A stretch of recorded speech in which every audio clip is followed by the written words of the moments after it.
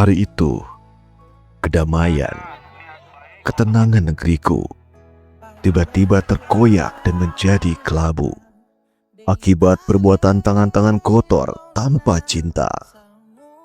Mereka yang diselimuti oleh nafsu dan angkara murka. Jiwa pengabdian kami terpanggil untuk tetap menjaga Ibu Pertiwi demi tegaknya sang Dwi warna merah putih, meskipun jiwa dan raga taruhannya. Tangan-tangan tanpa cinta telah membuat luka, tapi kita bisa memulai dengan cinta.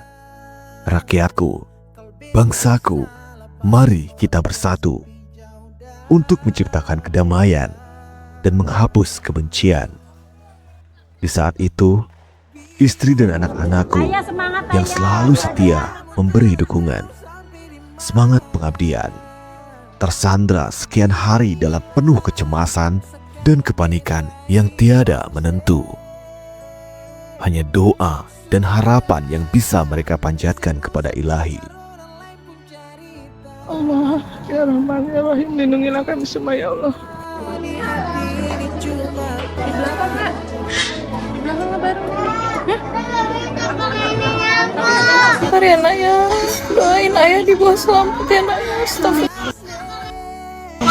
Alhamdulillah ya Allah, udah dievakuasi. Pak, saya masih kecil, Pak.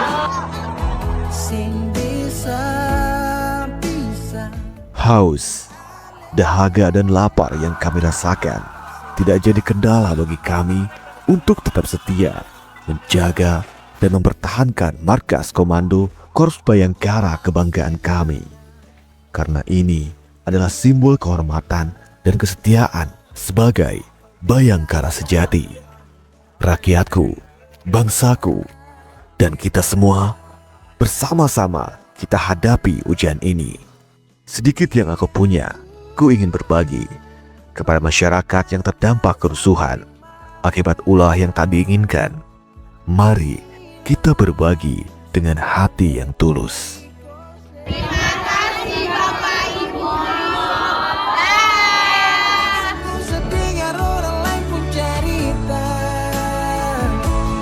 bilang sekarang beta ikut.